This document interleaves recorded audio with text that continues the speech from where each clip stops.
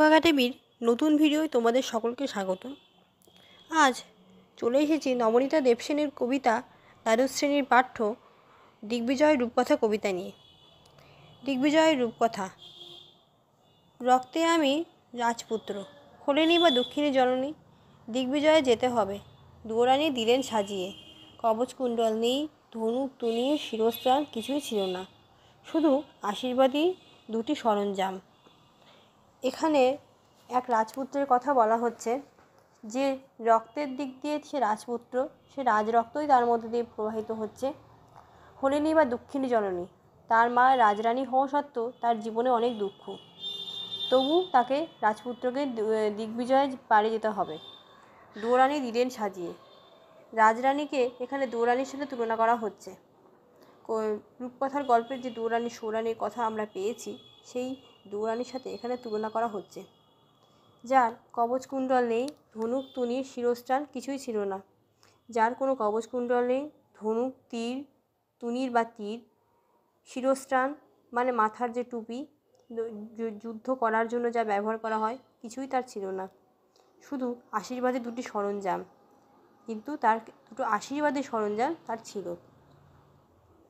এক, এই জাদু অশ্ব, মরুপথে সেই হয় উঠ, আকাশে পুষ্পক আর সপ্তডিঙা সাজে সিন্ধুতলে, তেপান্তরের পক্ষীরাজ, তার নাম রেখেছি বিশ্বাস।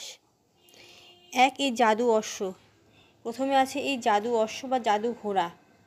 মরুপথে সে উটের ভূমিকা পালন করে।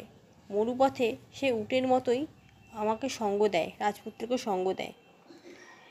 আকাশে পুষ্পক আর সপ্তডিঙা সাজে সিন্ধু জলে। আকাশে থাকে ফুল আর সপ্তডিঙা সিন্ধু জলে, জলের সেই সিন্ধু জলের যে সেই ডিঙা, 7 ডিঙা, তার কথা এখানে বলা হচ্ছে।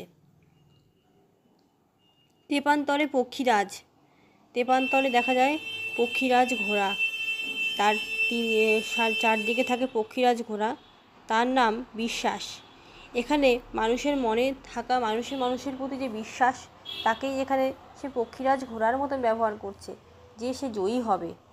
জয়ী হওয়ার আত্মবিশ্বাসকেই এখানে তেপান্তরের পক্ষীরাজের সাথে বলা হচ্ছে।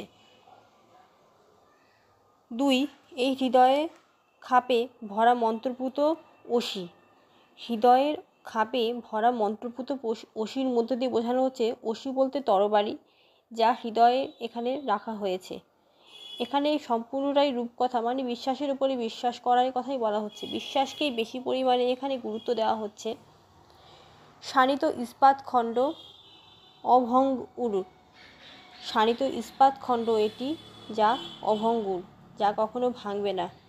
হৃদয়ে বিশ্বাস যদি বাসা বাঁধে, তাহলে তা কখনোই ভেঙে যেতে পারে না। বিশ্বাসের শক্তি এমনই। তার নাম ভালোবাসা। ভালোবাসার বিশ্বাস যদি একসাথে হয়, তাহলে আমরা বিভিন্ন কঠিন পরিস্থিতিকেই আমরা মোকাবিলা করতে পারি। নিশ্চিত পৌঁছব সেই তৃষ্ণাহর খর্জুরের দ্বীপে। সেই তৃষ্ণাতুর পথে যার প্রচুর বাধা, সেই খর্জুর দ্বীপ, যাকে আমরা শুধুমাত্র যাকে রাজপুত্র ভালোবাসা এবং বিশ্বাস, এই দুটি অস্ত্রের মধ্য দিয়ে জয় করবে। এই তার বিশ্বাস, এই তার মনোবল, এই তার আত্মশক্তি। অর্থাৎ আত্মশক্তির মাধ্যমে সব কিছু জয় করা সম্ভব। যদি তোমার বস্তুগত সামগ্রী কমও থাকে, কিন্তু তোমার মানসিক শক্তি থাকে, মানসিক শক্তির জোরে তুমি অনেক কিছুকে জয় করতে পারো। এই জন্যই এই কবিতার নাম দিগ্বিজয়ের রূপকথা। খানিক রূপকথা হলেও এর মধ্যে দিয়ে বস্তু জীবনের, বাস্তব জীবনের একটি গভীর নিগূঢ় সত্যকে কবি তুলে ধরার বারবার করে চেষ্টা করেছেন।